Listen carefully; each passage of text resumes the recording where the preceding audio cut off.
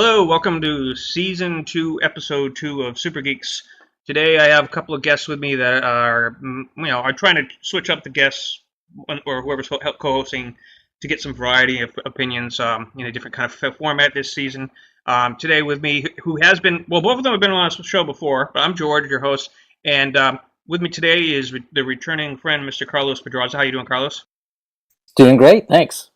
And Carlos, just so new listeners or people not familiar with you can you let us know what projects you've been working on and what your geekdom cred is? Sure. I am a former fan film maker. I used to work on Star Trek New Voyages and Star Trek Hidden Frontier, and I've contributed to several others. And currently, I operate the AxeMonitor.com website, which has been tracking the legal repercussions and of the Axonar copyright case. And didn't you just film an indie project, a film? Or produce one?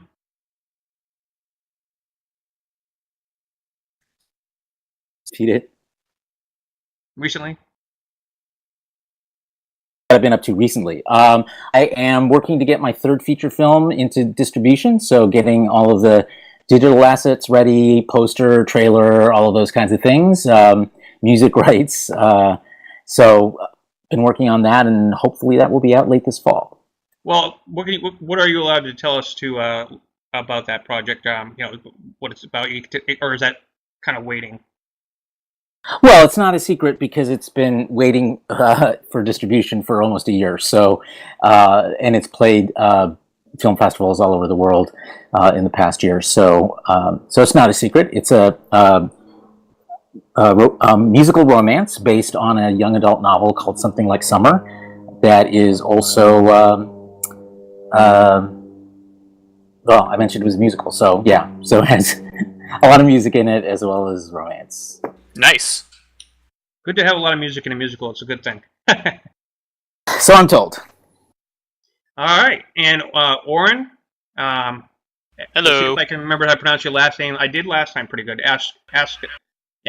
No, hold on. Let me do it. You got it. You got this. Ashkenazi. Ashkenazi, but close enough. Ashkenazi. I was close. And Oren, how are you doing? And what projects and things are you got going on? All right, well, my main thing is that I write and help run a blog called Mythcreants, which is about science fiction and fantasy. We have a lot of writing and storytelling tips and stuff on role-playing games, general speculative fiction geekery. I particularly specialize in various role-playing game topics and also social justice. Ooh, it's very spooky. So that's what I do. That's all on mythcreants.com if anyone wants to check that out. Maybe leave me an angry comment. I've gotten some good ones recently. And you and I met because we were both being interviewed by the GNT podcast about the audio dramas that we did. Like I was doing Starfinder at the time, and you did one that was about the Maquis, right? Yeah, I did. Although I've scrubbed all evidence of it from the internet. Really? I mean, I don't know if it was that bad, but it was certainly, like, looking back on it, it was like, okay, this was fun to do, but it wasn't you should always leave things like that in for antiquity purposes. I mean, they're expensive files to host. I mean, I was doing that largely as part of the Star Trek podcast I ran at the time. Like Age Storycore, how they did it as part of their thing. Right, and, like, it just wasn't really a good fit for me anymore. But those were fun to do. I still have a soft spot for audio drama. Well, hold on to them somewhere in case you ever want to say, okay, when you get big, you can say, this is something I worked on years and years ago. Well, I assume you want it to be part of your resume, of course. I think they were pretty good for an amateur project. I thought you did it like, kind of reminded me of, well, don't take this the wrong way, but Carlos will know what I'm talking about. Blake 7, Carlos? Oh, yes. It was like, you know about Blake 7, Oren? Yeah, it's a show about 6 people and none of them is named Blake. Well, one of them was, but actually the leader was, but then he disappeared and came back at the last episode. But it was like a small budget BBC thing with the kind of budget that the old classic Doctor Who had, with cardboard ship consoles that moved and wobbled, stuff like that. so what I was trying to say is they did good with what they had for resources. What I was trying to compare it to. So I kind of feel like Bennett, that's kind of what you did. Well, my voice actors certainly did a good job. Yep, they did good. All right, and of course, like I said already, I'm George, and let's see. Okay, so we got some cool topics going on from Comic-Con that have happened over the weekend. We want to start with an upbeat subject, and that was something that I know Carlos used to watch it. I grew up every Saturday morning watching Shazam, it was Shazam ISIS Hour. But the trailer dropped for that. Let me start with you, Carlos, since you probably were a fan. What did you think? I loved it. I mean, I have some mixed feelings about it. Not the trailer itself, but about the character. That ever since I discovered him back when I was a kid. But the trailer, I think, is a trailer for a movie I think will be very entertaining. I thank God that DC has finally decided to inject some color and levity into its DC Universe movies, because that was a real problem. I actually just watched Justice League the other day. I missed it when it was in theaters, and yeah, I saw it not too long ago too.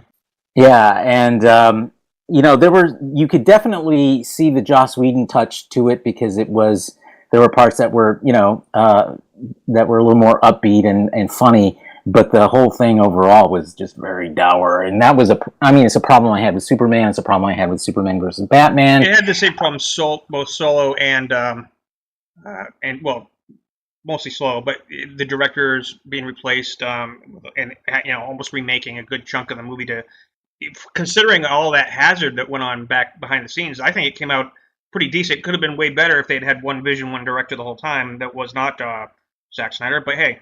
As long as it wasn't Zack Snyder. But yeah, I mean, I think I didn't hate it. I mean, I'm glad I saw it. I'll watch anything with Wonder Woman in it. She was just fantastic. Whenever it was the same way in Batman vs Superman. Any scene she was in was amazing. She stole the movie. Yeah, it was like everything was eternal pain and suffering, and then like Wonder Woman would show up for a little bit, and I was like, okay, I don't hate life now. And then she would leave, and it would be like, why am I doing this again? But yeah, no, that was Batman vs Superman. I haven't actually seen Justice League, but I sort of assumed it was the same. It has good moments. They have a lot of good stuff with Wonder Woman.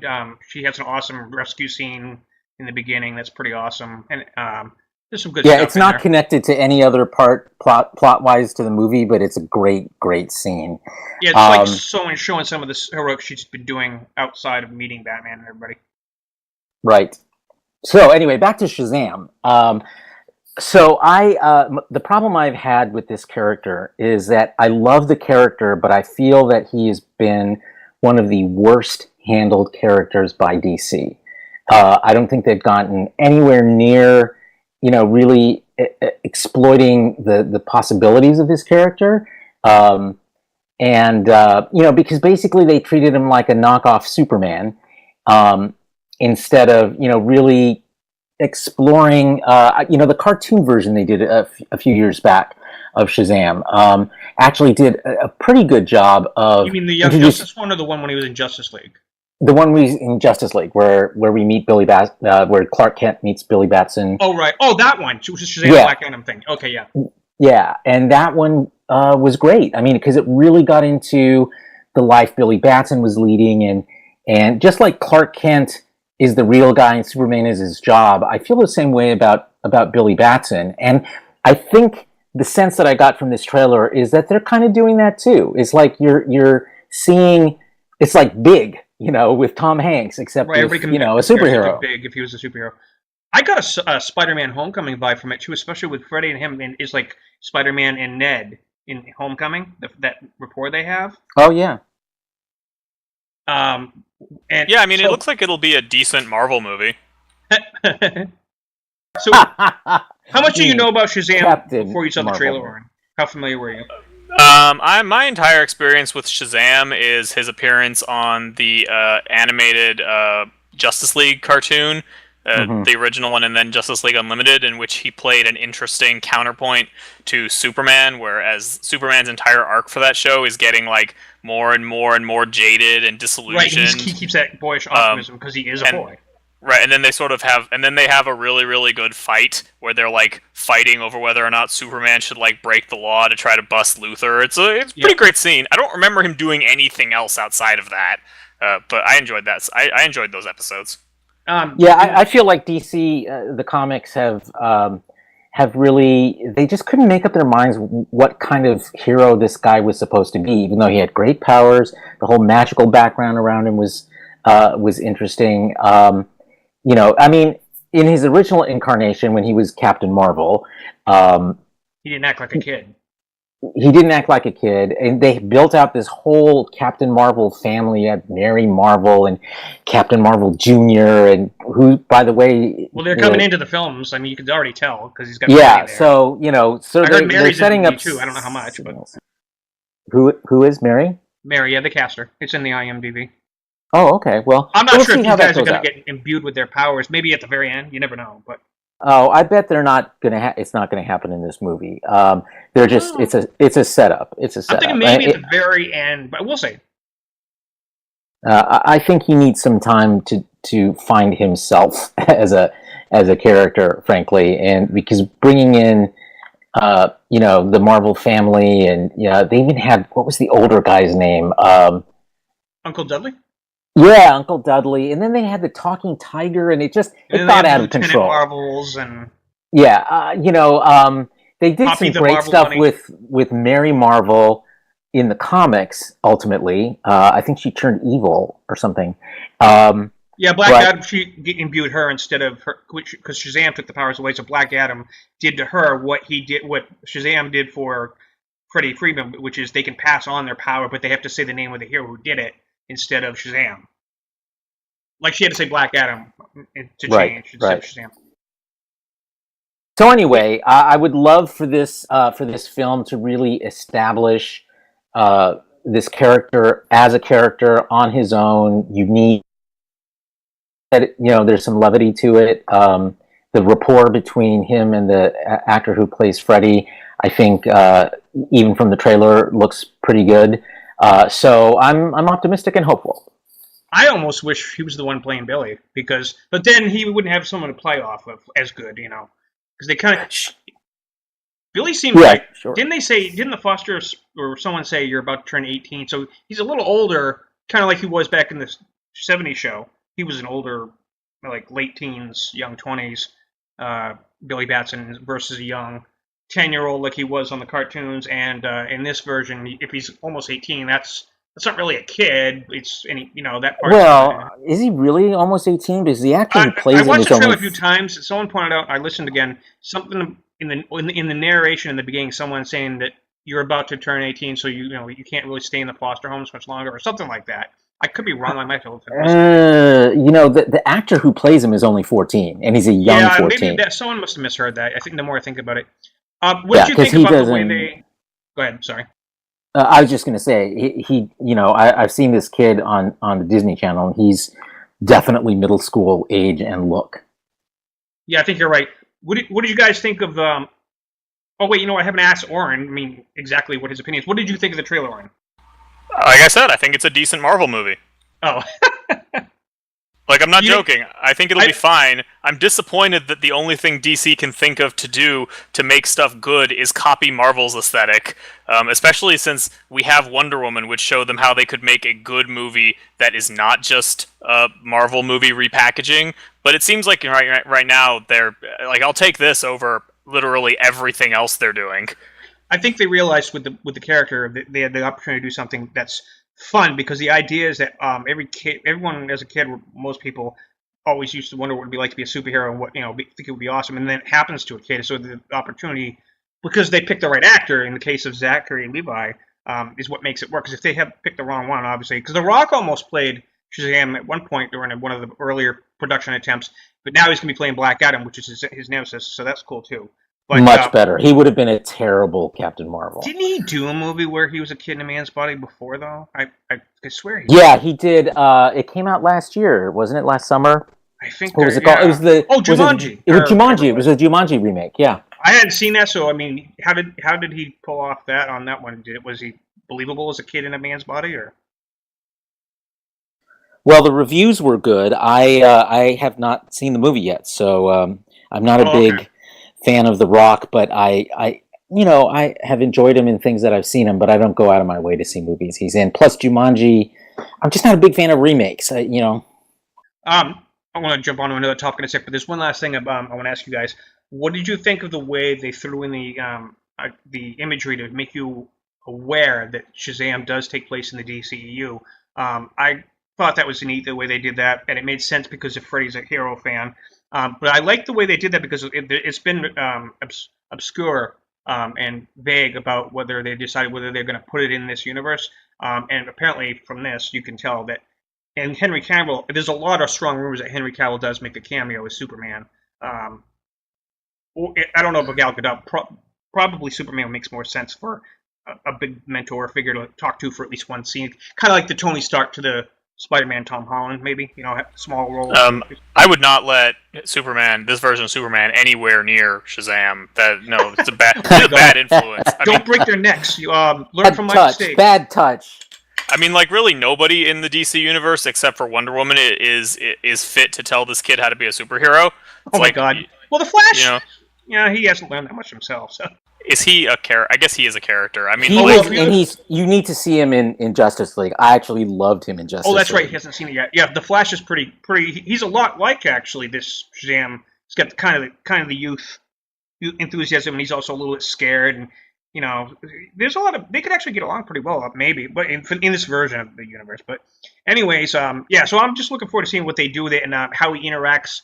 The tones are going to be different, but you know what? Crossovers like you've seen on things like Arrow and the Flash on the CW, you can have two shows with two different tones cross over each other, sort of like Torchwood and Doctor Who too. It's just that when they go to whatever show it is, like if Shazam goes to a Justice League movie, he'll bring some comedy to it, but the tone of the movie doesn't have to change just because he's in it.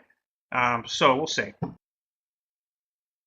We will see. But I think other way around, obviously, if they come to one of his movies, they're going to have to be a little bit more lighter edged. I mean, there's no reason why they couldn't have one of those characters in the Shazam movie. I mean, like at this point, those characters are so tainted for me by association with the garbage that they came from that it's like, yeah, okay. Like if this version of Batman ever shows up, I'm just like, why are you here? Are you here to give us advice about expanding your brand? See, it's a joke because he brands people, and it's just like I don't want to see any of that. I just let me have this nice self-contained Marvel movie with the DC logo on it, and Wonder Woman can be there because she's great. I guess it's fine. It's not going to ruin the movie if they have a cameo from those other characters. I'm just not really interested in it. Well, we'll talk a little bit shorter on this next part, but it does segue from what we were just talking about, DC's attempts to change their tones, because Aquaman looked epic, but it was I felt like it was in between. I thought it had this sort of the Wonder Woman feel from her movie, but a little bit more action and fighting and so forth, because Jason Momoa just kind of lends himself. I thought the Aquaman world building kind of reminded me of like this is going to be their version of Wakanda as far as making an epic new world within the Earth that no one knows about in the form of Atlantis. But what do you guys think? See, I think this one is going to be a not so good Marvel movie. Like, subpar, like Ant-Man or like Thor 2. It's hard to say visually. I think it looks great, but we'll have to see what the movie's like. Well, sure. I mean, trailers aren't always a good indication of the movie being good. It's just especially DC trailers. It's just notably they are bringing up. We have a much more jokey atmosphere. The plot is basically reverse Black Panther. Which is fine. True. I mean, it's a very similar plot. It's been plot, though, so in fairness, they didn't just rip off Black Panther. They've been planning this, because that's how Aquaman's story is. So. Well, yeah, I mean, it takes heavily from the comic version, and that's like, 30 or 40 years old. Same with Submariner, who's the parallel to Aquaman in the Marvel universe. So there's a lot of similar themes that all the comics have with each other when it comes to these deposed kings trying to reclaim the kingdom or things of those natures. There are lots of characters throughout DC and Marvel that have somewhat similar storylines going on. So it's comparing them to ripping each other off. It's going to happen, but I mean they're not really doing that. because when they planned Aquaman out and they started working on that, Black Panther hadn't even come out yet, so they really didn't know what that was going to be like or how it was received. To be fair, when James Gunn took on, or before they went through several directors, so I think looks pretty good though. As far it's fun looking as Shazam, but I think it's now we've seen there's been clips released that haven't been released to the public at Wonder Woman 84, and that looks like a fun era to pick, and it looks like it's going to be another winner. And I have faith in Patty Jenkins and Gal Gadot, and so that'll be coming out, and they're on the right track as long as they just don't go backwards, and we'll have to wait and see if they can recover the DCEU. But they did make a lot of changes behind the scenes, so we'll see. I mean, I would be incredibly surprised if the DECU as like an entity it recovers. I mean, because like they basically have to start building it from scratch at this point, which was part of their problem from the beginning. Was they weren't willing to do that, and they tried to rush. They need several hits in a row, like more than just one or two, and then all of a sudden another dud. Marvel went hit for the most part, except for maybe Thor: The Dark World, not as good, but it was still pretty well received. So I mean, we'll see. I find it unlikely that this is going to lead to a cohesive DC universe the way that Marvel has made. I'm pretty sure what we'll get is like a handful of better DC films as DC slowly pries its assets away from the Zack Snyder model. Yeah, but I think it's just too late to make one. They did like years and years of build up with the individual movies.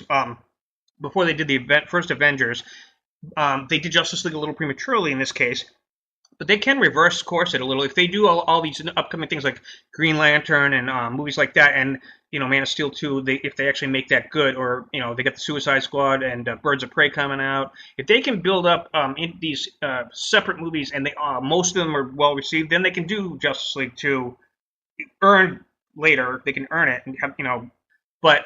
It's just the problem was they went a little too quick with the Justice League movie. They should have built up more. But they were trying to. Go ahead. Well, now we have properly summarized the problems with the DCU. Yes. Yep. All right. So that's true. Although I'm a lifelong DC fan, but yeah, me too. But I totally agree. They went right to Justice League way too fast, and that obviously backfired, but the success of Wonder Woman can show them the way. That right balance between dark and light, and humor and seriousness, and color and darkness. I just hope they learn from it. They overestimated the strength of the popularity of Batman, Superman, and Wonder Woman to be able to jump into a Justice League this early, because they had all these behind the scenes dramas going on, and it affected their vision and where they were going with it. So that's the idea was good, but it just wasn't executed right. All right. Well, Zack Snyder also affected their vision. Well, yeah, and I was just going to say the same thing. I lay 80% of the problem at the feet of Zack Snyder because absolutely they were cleaning up a mess, basically. Yeah, and that a late breaking mess. I mean, it's been a mess ever since Superman. But turning over that universe to his vision was just a big mistake. Well, they ended up course correcting now, and hopefully, and Wonder Woman helped give some breathing room that it can be another good one. So that gave them a little bit of traction to being able to possibly make up for it. But only time will tell. If these two movies, Aquaman and Shazam, do good, and then you get Wonder Woman 84 coming out, which is that one's going to be anticipated a lot because the first one was so good. Then you have three movies in a row that are good.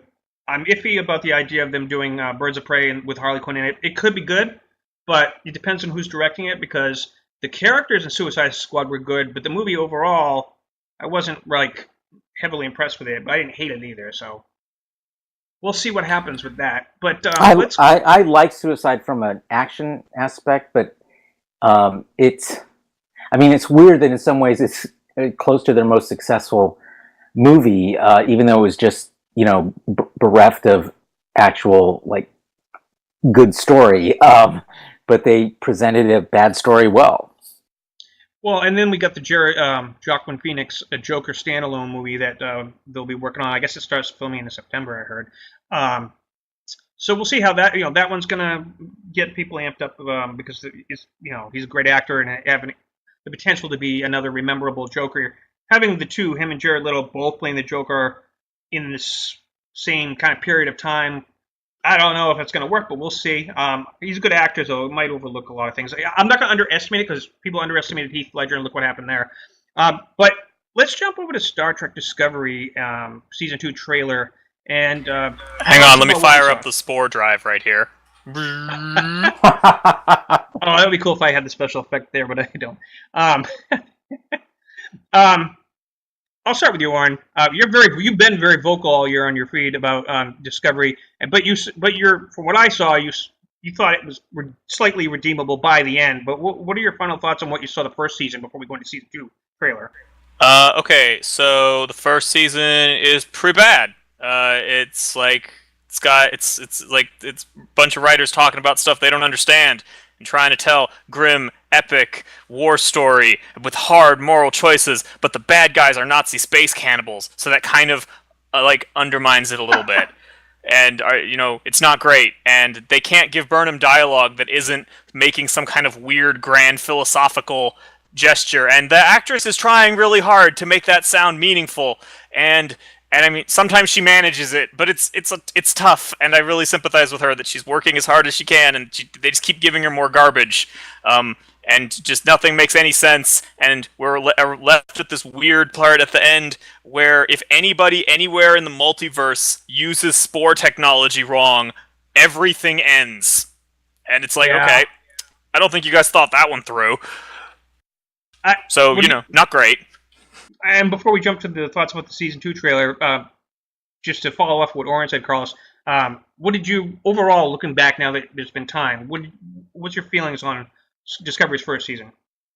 I take the opposite side. I thought it was a great first season, probably the strongest first season of any Star Trek series. I mean, think about it. I hadn't thought about that. They usually take except maybe the original series. The original series had a strong first season, even while it was finding its feet. But all the others, first seasons were, not good. DS9, which is my favorite of all of them, its first season wasn't terrible, but it also didn't follow up on the promise of its pilot. I think DS9 had the strongest pilot of any of the Star Trek series.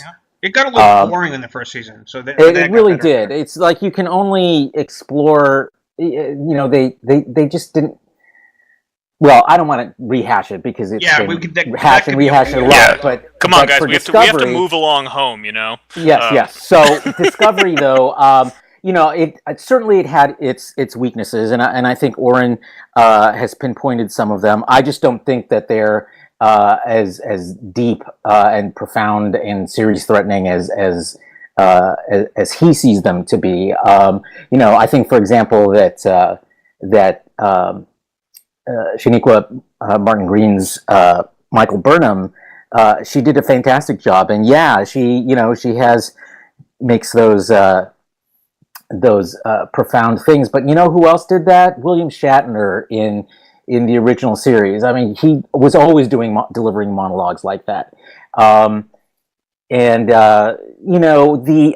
for one liked the Klingon redo because I felt like the Klingons, as they had ultimately developed, almost became caricatures, and this gave them. I don't think all of their choices were fantastic, but overall, I felt like it was a nice kick in the pants in the Star Trek universe to actually make them really alien instead of basically like Japanese warriors with ridges on their head. I mean, they also kind of made it clear that the houses have different belief systems in the Klingon Empire. There's the 12 houses or whatever.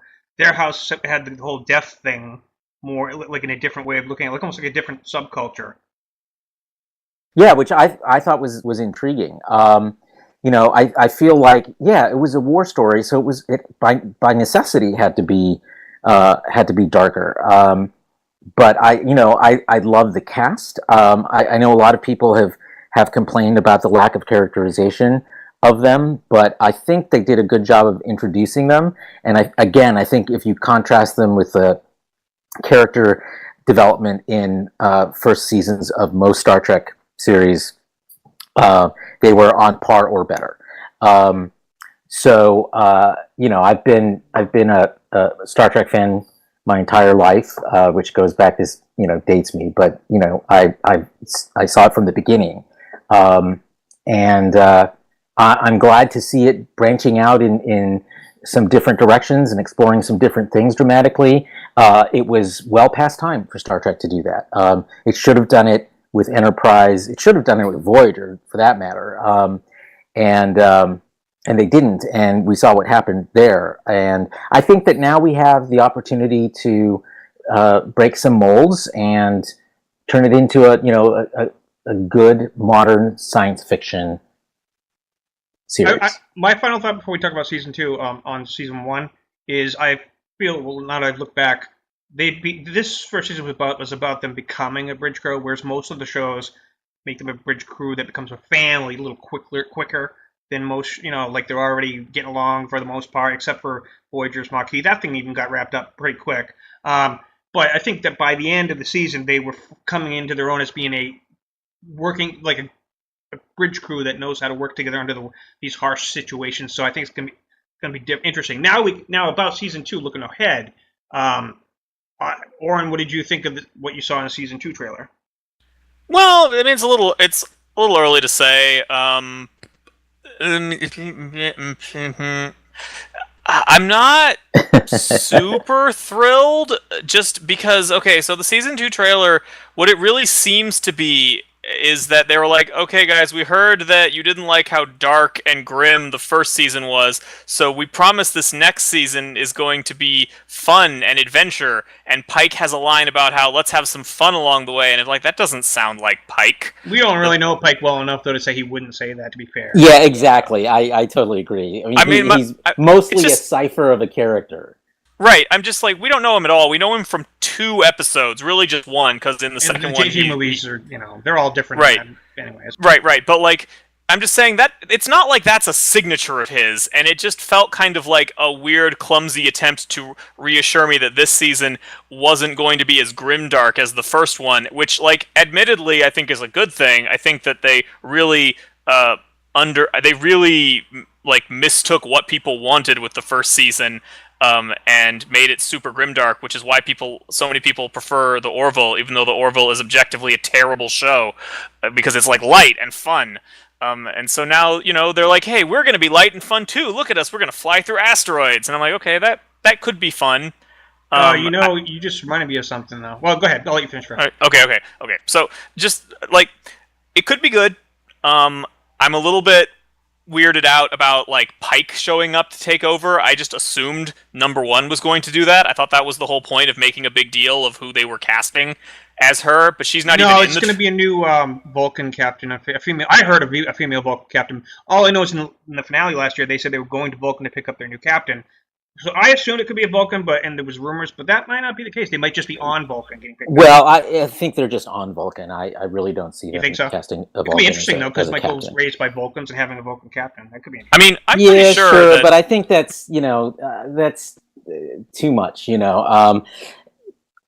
I think that as a temporary commander, Pike was a fantastic choice, actually, and because we really don't know that much about him. We know he was heroic. We know that he was admired, but we have very little sense of really why. And I think also that about almost a decade after the events of the Cage of the Major. So I pointed out something the other day, because it was 15 years before Kirk's time that they flashback in the courtroom took place, which means that took place, and it's 9 years before now compared to that on Discovery. So he's already been through all that years ago. Yeah, I guess he decided not to become a slave trader. Oh, that was a joke you made. That's right. Remember that line, Carlos, when he said that he asked the doctor? Oh yeah, I remember with the green, the green about retiring lady. And doing that. I thought he was joking. Back, who knows what they meant by that? Because that was written back in the '60s, and there was sexist episodes of TOS, like the Janice Lester episode, with women not being able to advance. So you got to remember that some of those retcons have to happen because they were products of their time, and gotta take things with a grain of salt sometimes. Okay, just to be clear, I'm not suggesting that Pike should have become a slave trader because of that one weird line.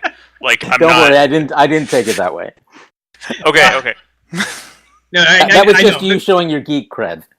Yeah, actually, that does make me crack up, though. And he was also very cynical and jaded in that episode, too. And this is years later, so obviously something changed him in the middle of there. So we'll see. They didn't show in the trailer, but they announced that Rebecca Romaine is going to be a number one. Any predictions on whether they're going to actually name her or whether they're just going to keep calling her number one? Because I honestly don't think they're going to give her a name for us to hear, and he'll just keep calling her number one. Keep that mystery. But I could be wrong too. What do you guys think? I sure hope they don't give her a name. Me too. I think we have 50 years of history of her not being named, and it's a cool name, and everyone else has copied it. I think being able to see the original number one as number one the is real name exactly what we need to see, and having her named would completely destroy the mystery around her. Some of the books in the Marvel comics, when Marvel was doing Star Trek, they had a Pike series. They did name her, but nobody considers those canon. So I don't know. Okay, well, as is becoming tradition for this podcast, I disagree. Okay. No, that's okay. If everybody agreed with each other, it would be boring. Okay. So here's my thing. Here's my take. I really want number one to be an important character in season 2. If she's like a cameo or whatever, I'm going to be really disappointed. And if she is an important character, I don't see a way to make that work without giving her a name. Like, it's fine if Pike calls her number one all the time. That would be cool. You might be right. They might have to at least give her a last name. Right, but like, she can't be an important character and not have a name. There's just no way that works. It would just be ridiculous. And I don't think they're going to hire Rebecca Romaine just to make her appear very, very, very little. Like, look at Michelle Yeoh. She was a big name star, too. And they gave her a huge role in Discovery, so who knows? I mean, I would be very surprised if she doesn't get a name unless she's just going to be like a background character who we see like on the bridge a couple times. I kind of have a feeling. I kind of have a feeling that she is not going to be an ongoing character that you see in a lot of episodes. That's just a feeling I'm getting. Takes off shortly after they drop. Yeah, and it needs a commander, which would be her. I think at some point we'll see her later in the season. I mean, we lost Michelle Yeoh after the first 2 episodes and didn't see her again until close to the end. So, so I think we're probably going to see a similar treatment for Rebecca Romaine's character, and it'll be great to see her the second time when she comes back later in the season, and that will be enough. Because I think the problem that you face in having too many pre-established canon characters in starring roles is that it then does not become your own show, and that's what these writers are trying to do. They're trying to leaven it with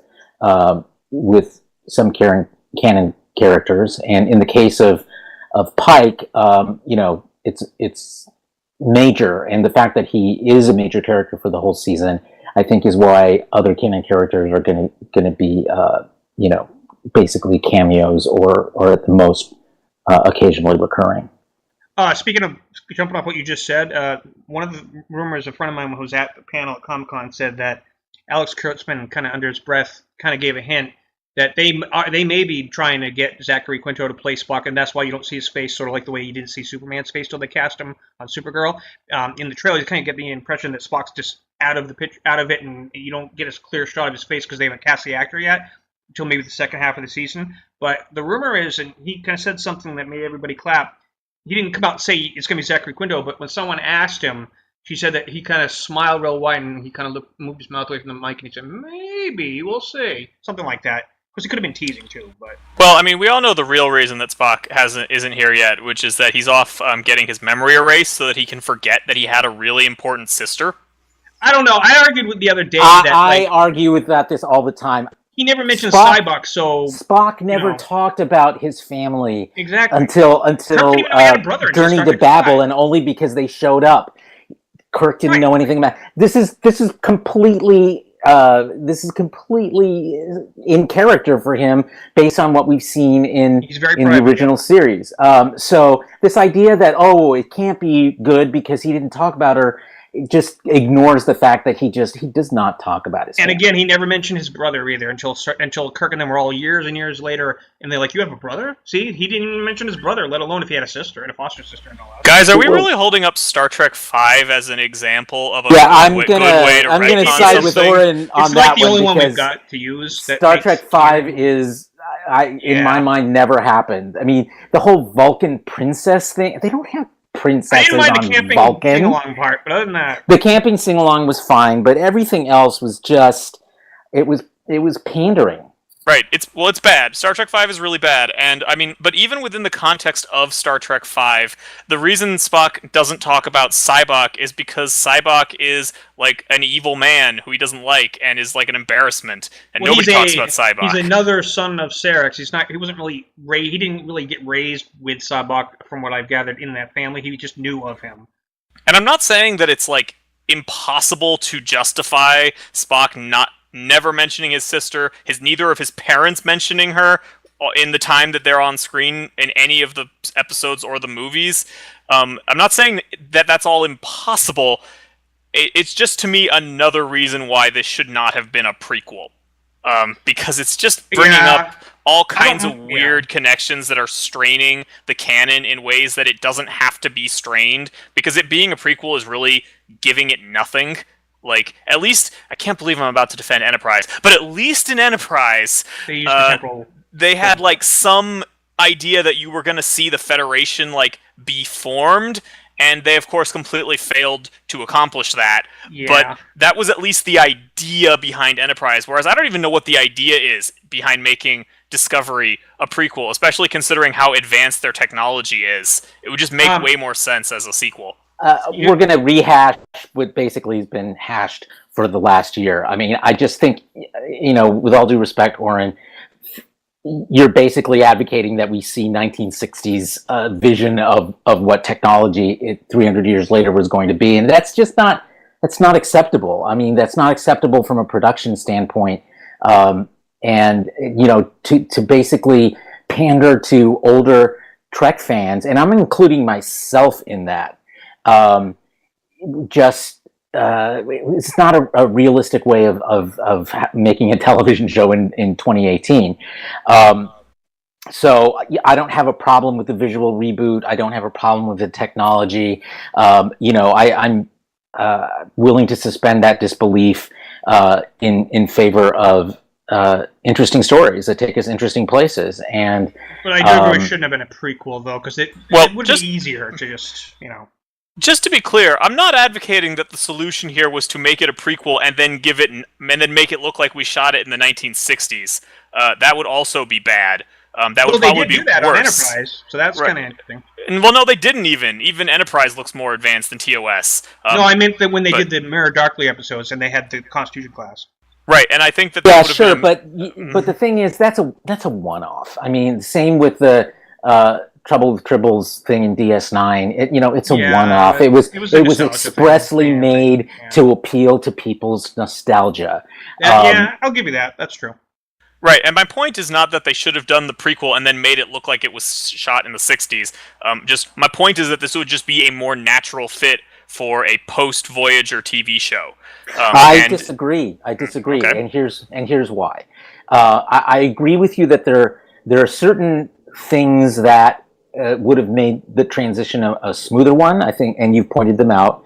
But there are also compelling reasons for why a prequel was a good idea. And one was because they needed an appeal. They needed some established characters, some established situations that people could connect with immediately, as opposed to having to start from scratch, which is what would have needed to happen in a post-Voyager universe. And I think that and I can't even believe I'm saying this honestly, because I'm not sure if you'd come to me and said, develop a new Star Trek series for me, I would have picked a prequel. So that's the context in which How far back would you have gone?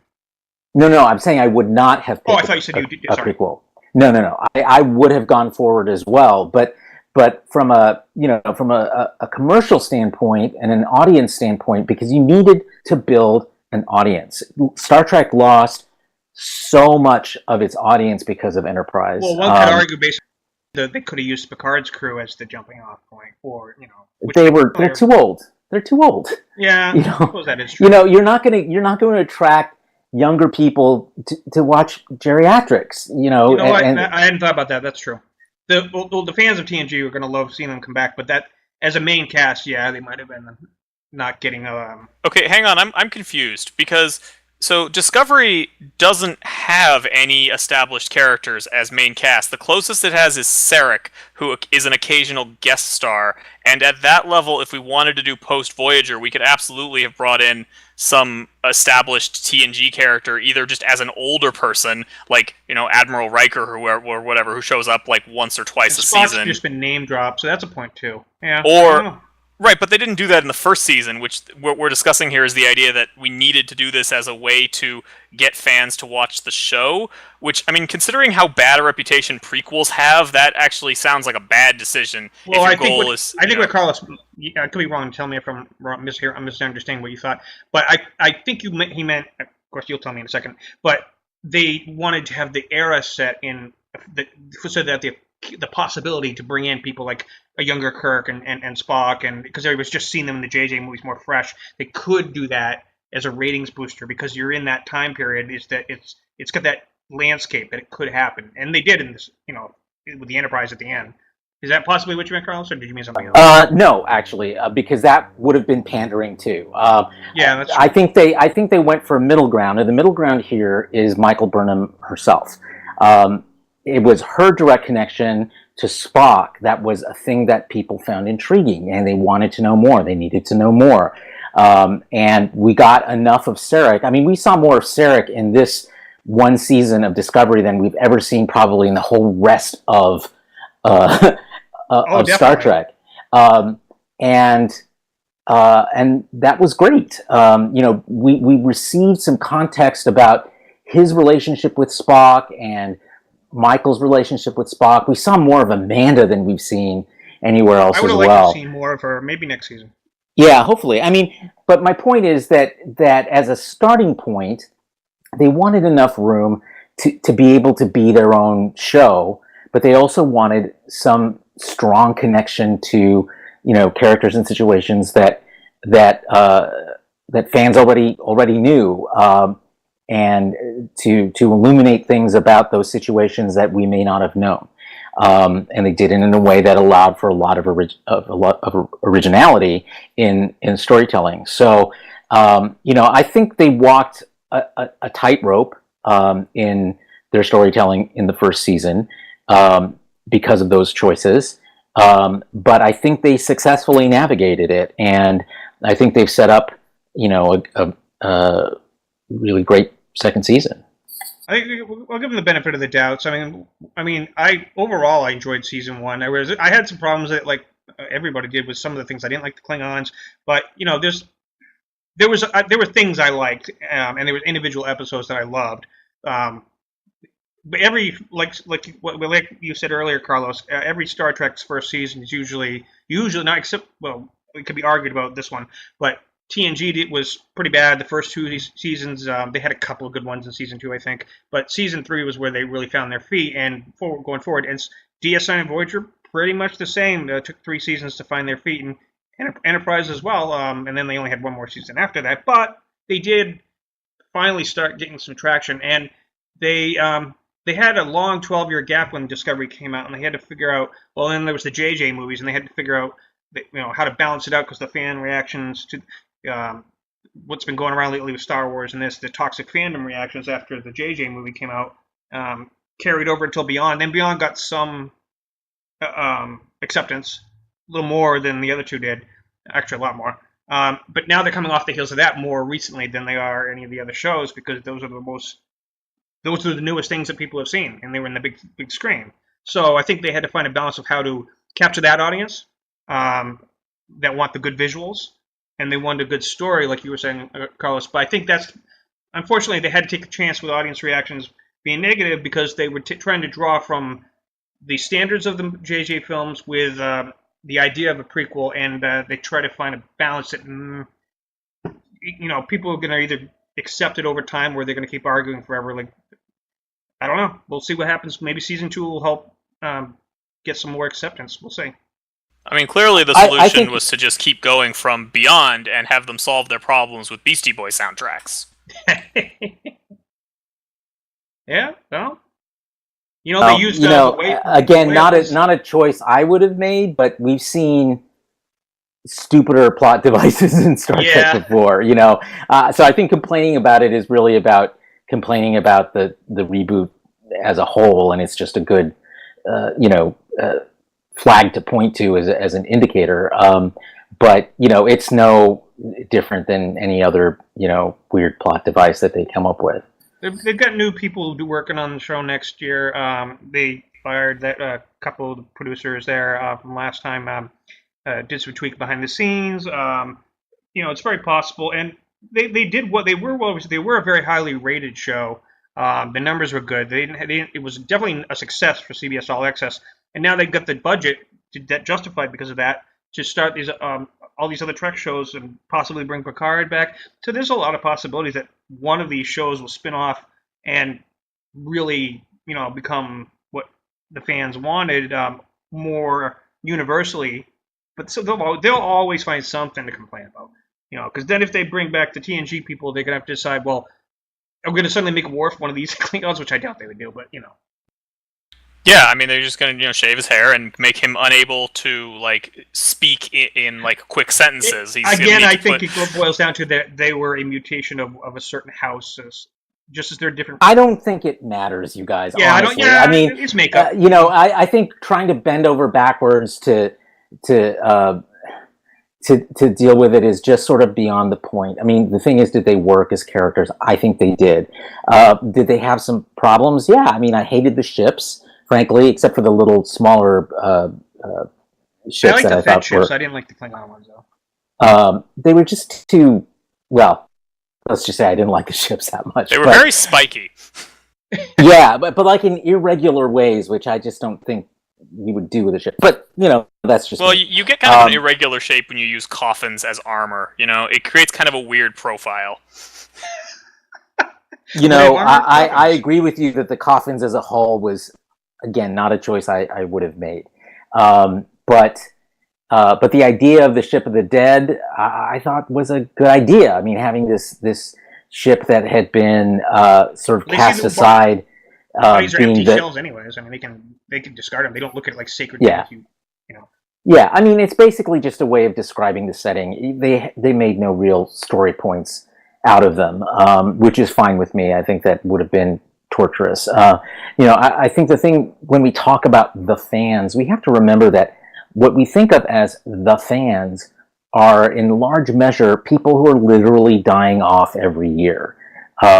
Star Trek cannot survive if it only appeals to those people, and again, I'm in that age bracket, so I get it. But the thing is, if you're not open to new ideas and creative approaches and things, then yeah, you're not going to enjoy things. I think a lot of people tether their identity to what they think Star Trek is, and honestly, a lot of what they think Star Trek is, it really isn't or never has been. But people get to make their own choices about that.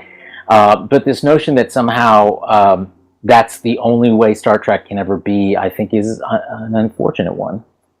Well, I mean, just to clarify, I am one of those dirty millennials, and I'm not against Star Trek changing. Some of the best things that ever happened to Star Trek was when they made very significant changes. I just don't think that the changes that they made in Discovery were on the whole good. There were some exceptions. I'm a huge fan of the more diverse cast, and I think they got great actors to play all of them. I have no complaints about the acting from anybody. There's just a lot of the plot points, and the Klingons, again, not upset that they look different. I understand that changing Klingon makeup is just a Star Trek tradition now. I just don't think that the thing they turned them into was good. Just to be I'm not expecting us to suddenly agree on this, but just to make it clear where I stand. No, I know what you're saying, but just to point out something that you joked about earlier, they weren't really Klingon cannibals. This group was running out of food and they had to survive. I mean, even humans do that if they have to. They looked pretty excited to be eating those humans. And the reason I call them cannibals is that there's a strong argument to be made that every sentient species in Star Trek is actually the same species from like a biological standpoint. They have a link together, yeah. Well, I mean, you can Yeah, go deep into canon. I mean, we have the whole. I know what you're talking about, and that just means they have the same origins, but they're far from the same species. You're talking about millions, even billions of years of evolution. That wasn't actually what I was talking about. I'm actually not referring to the chase. I'm actually referring to the fact that they can breed together, which is one of the classic ways of determining a species. Not the only way. Dr. Phlox was surprised when the future body was found in that TARDIS-like ship. And I also recognize that is also just a conceit of Star Trek. That's not them saying these are all the same species. Just like aliens being able to have sex and make kids is a conceit of science fiction. I just think it's funny, guys. Fair enough. Sure, I mean, I guess. I just think it's one of those things that it's a difference that makes no difference. So, there are lots of explanations for why and how. I think in the books they talk about it requiring some, special genetic modifications to allow actual procreation to occur. That's fine. I don't think we need to go into the details of that for it to be a great science fiction show. I know you had a certain amount of time, Oren. Do you have a few more minutes, or do you need to get going? I can be here for about 10 more minutes. All right, cool. I wasn't trying to get rid of you. I was just curious because I saw the clock and I was like, okay. No, I get you. Let's talk about something a little different here. Because we kind of talked about it earlier. So I guess, I think we should talk about it, actually. Toxic Fandoms has become huge. We saw it. The Last Jedi response for Star Wars has caused some damage to the brand that they're trying to course correct. It may have affected Solo's. I'm not actually convinced that it has, to be perfectly honest. Like, I find the idea that the reason Solo's done so badly because of this, like, lame-ass boycott from a bunch of bigots seems unlikely to me. I'm pretty sure it's just because nobody wanted. Yeah, I think it's because no one wanted to see Solo. I'm pretty sure that's why it did badly. On this point, I totally agree with you, Oren. Yeah, I actually do agree with that. Nobody asked for it, but, Yeah, I think it's an exaggerated sense of self-importance that I think makes these fans think that they really make a difference. The toxic fans. I mean, fans overall make a difference, obviously, but numbers are numbers. I actually had very little. I thought it was a mistake to do Solo when I first heard of it. And interestingly, for the same reason that you don't like Discovery, Oren, because I thought they should go forward, not backward. Upwards, not forwards. When the prequels came out, one of my ex-girlfriends at the time, when they were getting ready to do the prequels, she got really upset that they were doing this because she did not want to see Obi-Wan when he was young. She looked at it like she wants to picture in her head what he was like when he was a young Jedi Knight, not actually have them show us what he was like on screen, because it did something to her imagination or something. I've heard other people say similar things about other topics, but it is interesting. Sometimes you have this thing in your head that you just, when they could get it wrong and you worry about it. And I'm wondering if that, because the newer generation don't care about that as much as the older ones. But we always heard Han Solo talk about the Kessel Run. We always heard about all these things. But I thought Solo was all right. I mean, I didn't dislike it, but it. Yeah, I mean, I thought Solo was fine. I thought it was a decent Star Wars movie, but I absolutely understand why it didn't make money. Like, the only reason I went to see Solo is that, like, we really wanted to get out of the house on a Saturday night, and we had nothing else to do, so we went and saw Solo. Like, we would not have gone out of our way to see it. But I still have not seen it. Go ahead, Carlson. Oh, you still haven't seen it? I still haven't seen it. I plan to, actually. I'm not boycotting Solo. It's a fun ride. It's not going to make you hate. That's basically what I've heard. That it's a fun ride, and I'll go see it for that. I just didn't think Lando was great. It had stuff in it that Chewie was great. I mean, it had stuff in there. It was fun. You take it or leave it, but you might enjoy it. I don't think it's going to ruin your perceptions of your childhood love for Star Wars. Oh, not at all. But again, that brings us back to the topic, which is that people invest their identity into some perception of pop culture, their perception of pop culture, they literally become personally threatened by anything that is not that is not in keeping with that vision that they've created, No for great example than Luke themselves. Skywalker and how he was handled. Yeah, I agree. I mean, I didn't like that part of the ending in how they treated Luke, but it's a choice. Maybe he was exactly that bitter, embittered by the end as they portrayed him. I mean, here's the thing. I also agree that I don't particularly like the plot line for Luke in that movie. I think the reveal with him doing the trick, that's really cool. But just a lot of the stuff that he does, I don't think it works super well, and I kind of felt that way about Last Jedi in general. But I'm hoping the live TV show will help clarify Luke's journey from right after Jedi to what led him to the island. maybe. But I honestly think that the toxic fan reaction to Last Jedi actually has very little to do with the plot of the movie or with what Luke's arc was. I'm pretty sure that it's a bunch of bigots who are upset that Star Wars has women and black people and Asians in it now. You could be right, because look at how the actresses have been getting harassed and shut down their Twitter accounts, like Kelly Marie Tran and Daisy Ridley, because and they were getting those remarks by the thousands. That's why the toxic fan thing is getting a little crazy. But you could be right. But you might raise a good point. That they had. No, I think I totally agree with you, Oren. We see when we get to Star Wars, we tend to agree. Yeah. But yeah, I think you hit the nail on the head. There's certainly some demographic aspects of these entitled fans that we see common threads about, and we see that too in the reaction to the diversity of the cast in Discovery. Yep, so I was there for that. That was fun. Yeah, so that's absolutely I think consistent with what we've seen when we talk about the whole notion of toxic fandom, is that it's not just about people not liking a new version of something, but that the new version of something includes people they don't believe should be there. Right, we can have aliens, but we just can't have black people and Asians. Right, and so I suspect that what's happening is the reason that people are focusing so much on this Luke Skywalker thing is that is actually a point that in a world where we were not beset by bigotry, that's actually a fairly decent place for criticism. Like, you can make some interesting arguments about why he should have done things differently in the movie. And that's an easier thing for them to say than I don't like Star Wars because it has women in it now, or more women, I should say. Because they know that if they say that, people will just call them bigots, right? So they have to be more they have to be a little sneakier, They got to get sneaky in there. And, this can be a little obnoxious because it can be sometimes a bit of a challenge to differentiate the people who are being really acting in bad faith versus actual critiques of a multi-billion-dollar Disney film, which should be legit. But that just comes with the territory, I think. Oh, based on what you were saying too, one of the dumbest arguments I ever heard when Force Awakens came out is they're saying, "Oh, we've never seen a black stormtrooper before. We've never seen any stormtroopers under the helmet. Just Luke and them knocked them out, took the helmets and stuff. Clone troopers were different. Everybody knows that if they're old fans.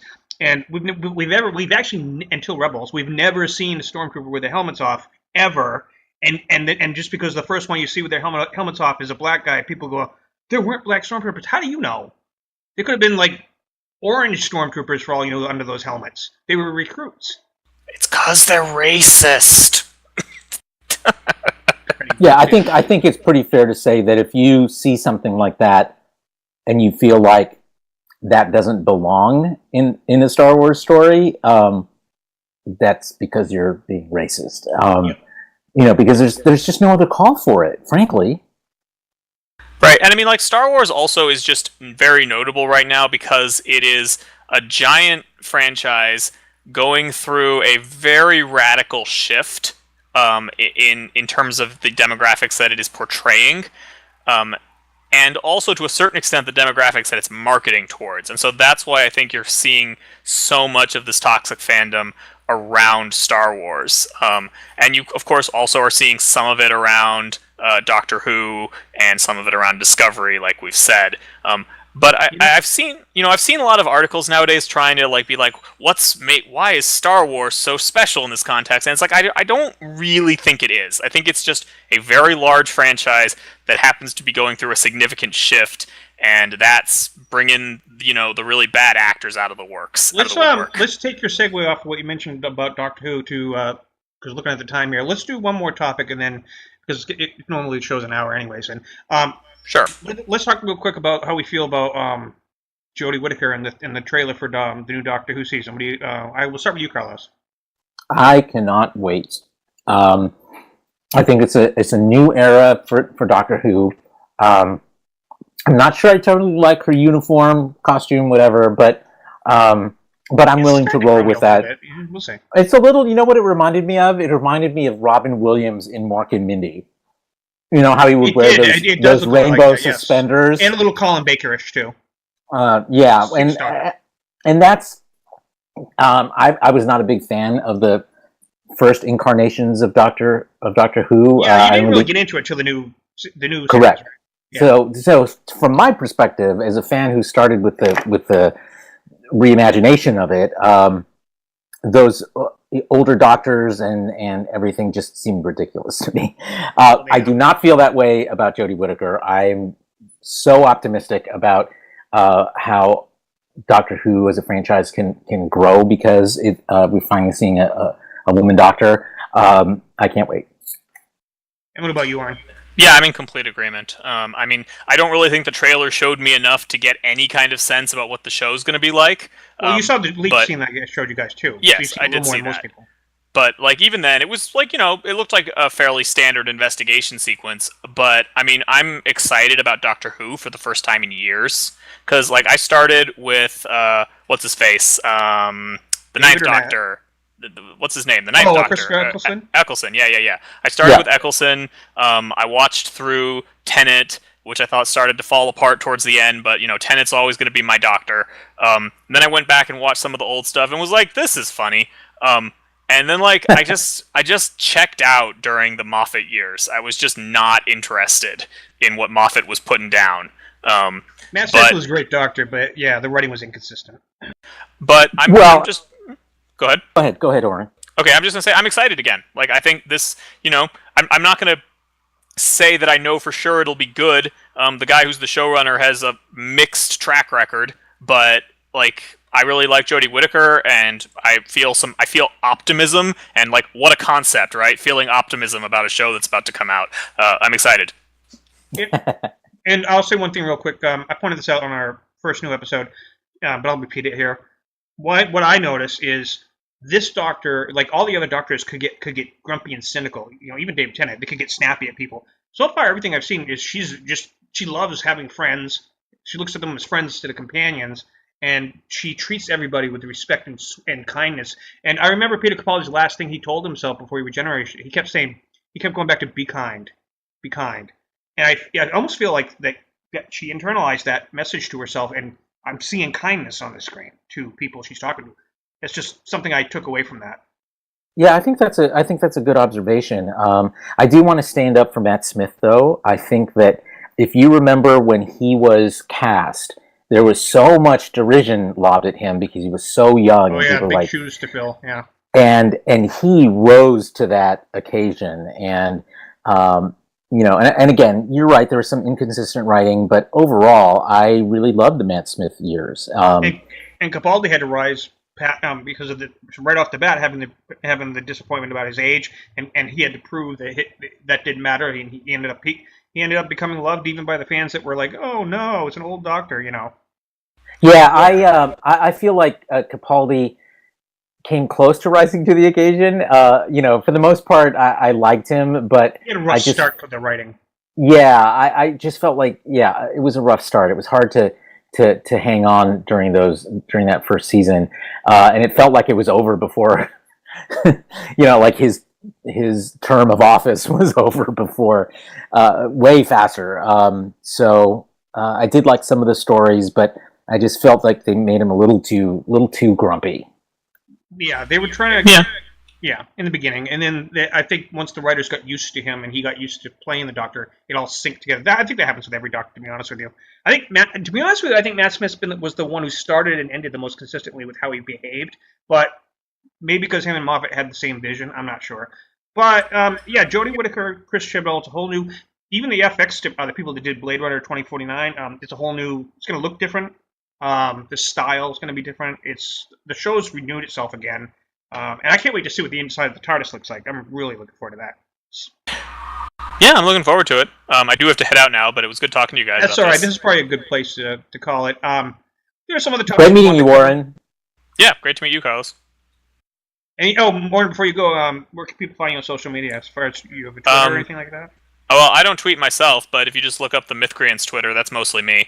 Just making snarky comments about storytelling. When the episode gets posted, so that people can find you. Sounds good. I'm signing up right now, Oren. I can't wait. All right. I hope I don't disappoint you.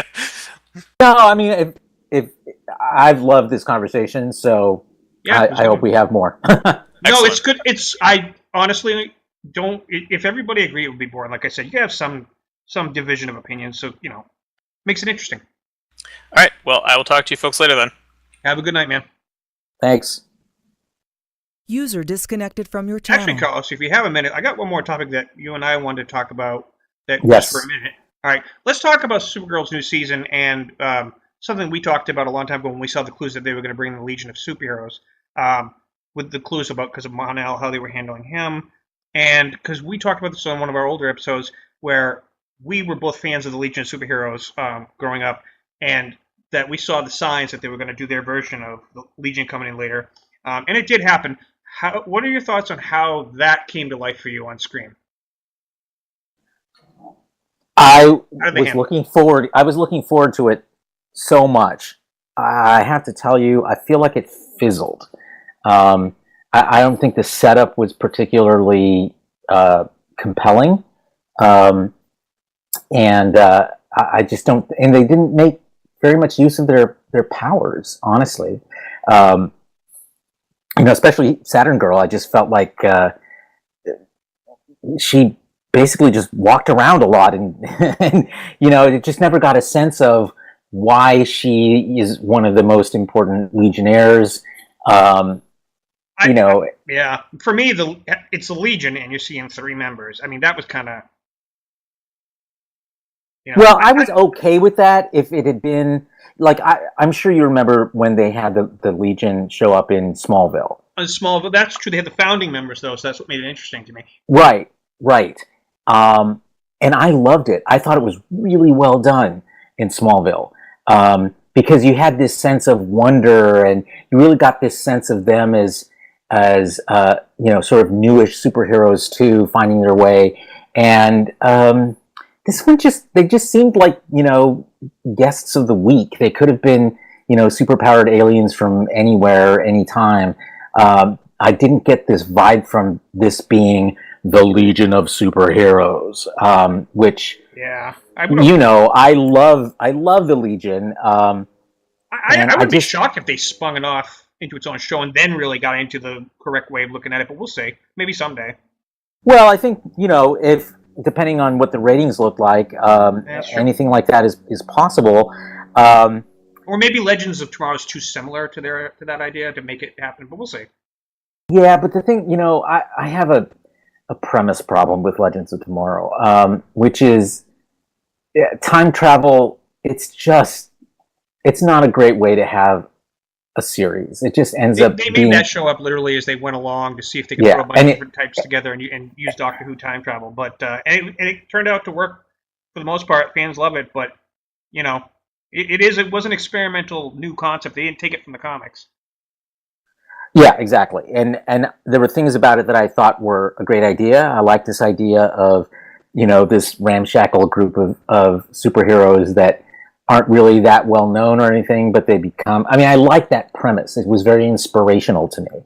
I just feel like it sort of devolved into a, time travel nostalgia story of the week. So I I only watched it sporadically in this last this last season to me was better than half the stuff that's been out, including especially the Flash. But I'll talk about that in a minute. But the Legion, as far as the Legion was handled, I liked how they handled Brainiac 5 and made him come to life. I agree with you there. Mon-El's been weakened down so he doesn't compete with Superman and Supergirl because he should be a lot more powerful than he is, and he should be flying around properly.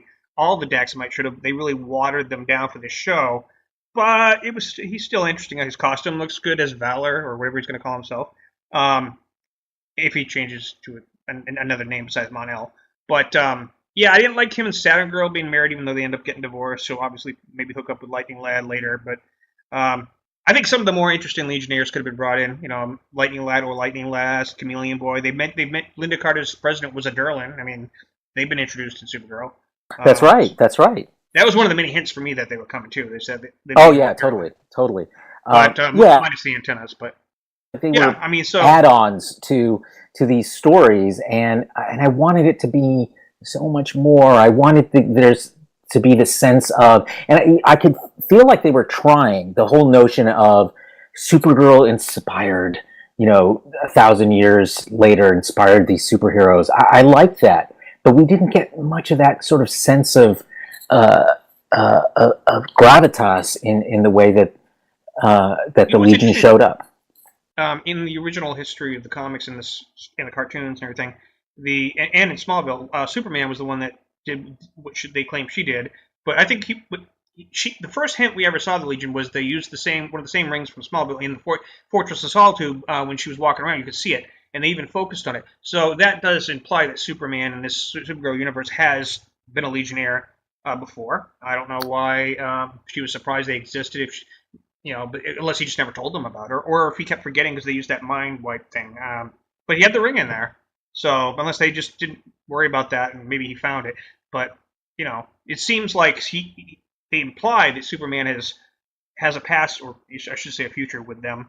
Or both. Or both.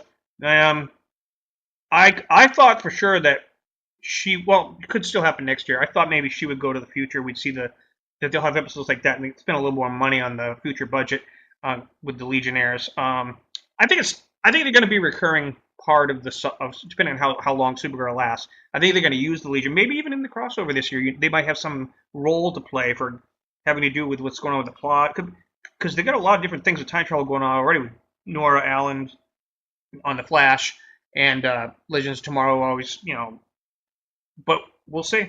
Who knows if the Legion by their century, I'm sure they can cross over the multiverse easily. So they probably pop around on all the Earths at one point or another. Yeah, I think that definitely could happen. I will tell you that what I did love about this season was their crossover, the Earth X episodes. I thought that was incredibly well done. It is hard to do huge team ups and pull them off on a television budget, but they pulled it off, and I hope they do something like that again, because it was just, the Earth X story was actually one of the first comic books I ever bought. And so seeing it, brought to life in a very faithful and still, dramatic as an adult kind of way, not just, the little 11-year-old kid who bought the comic. There was one scene where I was disappointed that all the podcasts that watched it reviewed it, I think only one person in all of the internet brought this up or noticed this Easter egg they planted. When Supergirl flies up in front of the other Wave Rider, and she says to the Overgirl, or whatever her name is, "General, would you care to step outside?" Which is an obvious line from Superman 2 when he's calling out Zod. Oh yeah, I did not catch that. You didn't catch that? Because they made her a general, and so she flies up, she does the same arms crossed thing, hovering out the window, and she says, "General, would you care to come outside?" And the minute she said that, I knew what they were trying to do. But some people didn't. Well, good for them. Good for them. I'm glad they did that. Yeah. And yeah, now, I loved. Go ahead. Sorry. Go ahead. Well, I was just going to ask you, based on the finale of Supergirl, do we think that this is leading into a female version of Red Sun? Because I kind of think it is. I kind of think it is too. Have you seen the trailer for season 4? Yeah. Yeah, I just watched that this morning, and it looks intriguing. I just hope that Supergirl. She could end up becoming Power Girl. This could be how we get Power Girl. If she gets turned around to Maybe, the I good don't side. know. I mean, we probably will see it on another Earth that she visits, but I don't think she will become Power Girl. You never know. She might turn her to the good side, and she was a black kryptonite duplicate, I guess. That's what I get. Or was it that, or was it a temporal anomaly? I heard it was I didn't catch it the first time, but somebody said they mentioned it was because of black kryptonite causes the duplicate thing, or I don't know. Yeah, I'm not sure about that. But I think it's an intriguing notion. I think Supergirl is at its strongest as a show when it really explores the notion of being a super being that loves this planet and loves it as a human, not as an alien, and is so inspirational to other people, and the ways in which they show that inspiration. When they do it well, it's fantastic. Other times, there were times this season where it was just very perfunctory, go in, save people, and then move to the next crisis kind of a thing, and that just makes it feel like a typical I wasn't a fan superhero of show. Rain as a villain. I thought she was, Me either. Ugh. take away the stuff with Rain, and there were moments in the season I liked, but I think it was weaker than the other two seasons because of Rain being the big bad and not being a very good big bad, in my opinion. A little over the top, a little just didn't sell it for me. But There just wasn't enough to her, frankly. she wasn't really like a female Doomsday, which is what they were trying to go for, and it just didn't feel like that to me. I mean, she just was another evil Kryptonian, is the way I saw her. Well, it would have been better if we gotten more of a sense of the Kryptonian. We got a better sense of that towards the end of the season when we found out that the people in Argo City were behind Rain. I love them having to recast because they had to recast the mother, Laura. Yeah. Because the other actors had the scheduling conflict. Hey, if you got to recast Laura, who better than Erica Durance? Yeah. Durance. Who played Lois Lane on Smallville? That was pretty cool. Yeah, I thought that was great. A good choice, and I think the discovery of Argo City was a high point of the season as well. I like the idea of learning more about Krypton without letting that overwhelm what's going on Earth. That's a great combination. And I talked about this on the other episode, but I'm curious what your thoughts are on this. What are your thoughts? We'll make this the last thing. What are your thoughts on Batwoman being announced to get her own show? But apparently she's starting on the crossover. I guess on the Arrow part of the crossover. So are we thinking this is the Earth one, not from Supergirl's Earth? Because I was kind of thinking I got the implication she might be from Supergirl's Earth. Where this Gotham's going to be set is I'm really hard and torn on figuring it out. But I mean, they said she starts on Arrow with. Unless she multiverse jumps, which is possible, I guess she's from this Earth, right? Because Gotham and Bruce Wayne have been mentioned on Arrow before by Oliver Queen. Or Bruce Wayne, I mean. Yeah, I'm not sure about that either. Like having... I still have mixed feelings about having Flash and Supergirl on different Earths. So... It'd be nice if they could do a crisis type thing where it merges the universes as part of the story. Oh God! Maybe not. I mean, the problem is when the universe becomes that crowded with superheroes, it's hard to not have them sort of falling all over each other. Then all of a sudden the Arrowverse has had a retcon that Superman has existed, and they already were aware of metahumans already, so it kind of makes you hard to watch the older episodes. Right. I mean, this whole notion of even on this Earth, there's a Superman in addition to a Supergirl. And there's all these like world-shattering things happening, and it's like, where the hell is Superman? I know in a couple of the later episodes. I don't think he's come out as a hero yet on this Earth, or we would. No, I'm talking about on Supergirl. Yeah, he's a hero. Everyone knows who Superman is. I thought you were talking about Earth 1. Okay. No, I'm talking about Supergirl's Superman. All right. So yeah, I mean, I just feel like. And that's just with two superpowered beings on one planet. So imagine if you had dozens of others. It would be hard to portray any huge world endangering kind of villain or situation without the others having to. do something. We knew that the Justice Society is from Earth 1 in the past. It's just that they were very low key, so the world didn't really know about them. So there have been heroes and characters like this, but they didn't reveal themselves to the world the way they do in the regular Superman type stories. So they've been doing it, and hiding it, kind of secretly. From what they're showing on Legends of Tomorrow, when they go back in time and these heroes appear. So. Yeah, I actually enjoyed that. Was part of Legends of Tomorrow. I actually really enjoyed. I can forgive the retconning in or altering it so that Stargirl's from the past, although it's kind of pushing it for me a little bit because the whole point of her character. Oh, that's another thing. They announced she's getting her own show. So. Oh, I hadn't heard that. Yeah, they announced it 2 days ago that Stargirl's getting her own live action series. I don't know how I feel about that because it means unless she's time traveling to the present. Or if it's a new Stargirl, like her granddaughter maybe in the present time. So it might not be the same character. She might be taking up the mantle of Stargirl from her grandmother. Sort of like how Stargirl took up the mantle of her father, or was it grandfather? I think it was his grandfather. And went from Starman to Stargirl. Maybe they're doing it kind of a little differently in this version where it's Stargirl to Stargirl. Maybe. Or it could be set in the past. It could be like a Peggy Carter for the CW.